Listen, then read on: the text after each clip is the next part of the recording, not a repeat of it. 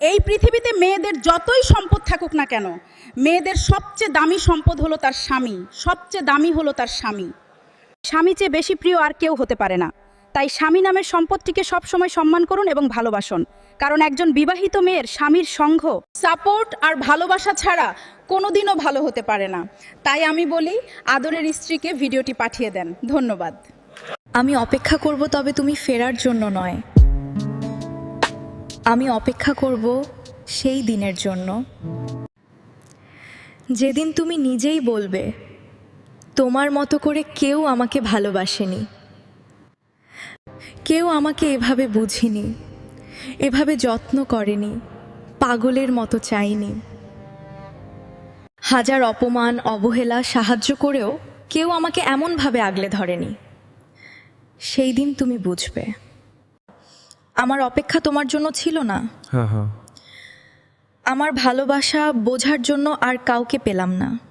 বোন রে, কখনো অহংকার করো না, কারণ সকালে যে পত্রিকা বিক্রি হয় 10 টাকায়, বিকেলে অবশ্যই সেই পত্রিকায় বিক্রি হয় 10 টাকা কেজিতে।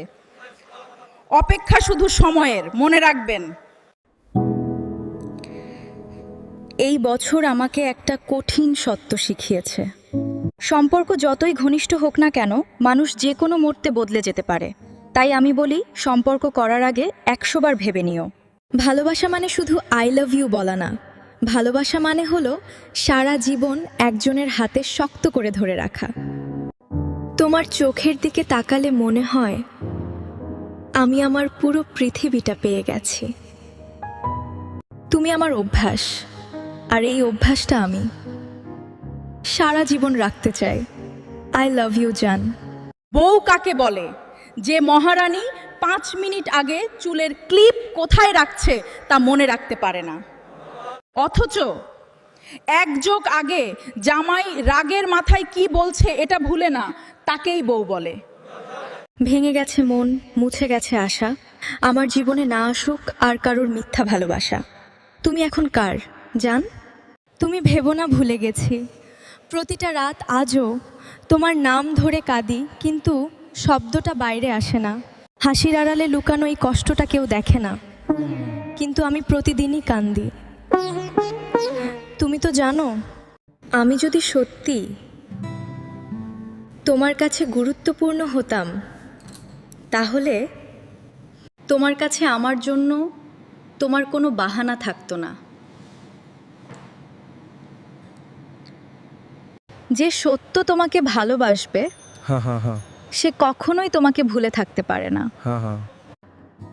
কারণ ভালোবাসাটা সহজ, কিন্তু ভুলে যাওয়াটা বড় কঠিন। রাত আগের মতোই কাছে, কিন্তু চোখের ঘুমটা আগের মতো নেই। বালিশের মাথা দিলেই হাজারো টেনশন মাথায় চলে আসে। তুমি সফল হতে গেলে কি লাগে জানো? অপমান, খারাপ সময়, একাকিত্ব, নিজের প্রতি আত্মবিশ্বাস আর প্রচণ্ড জেদ। ব্যাস, তোমার জয় নিশ্চিত।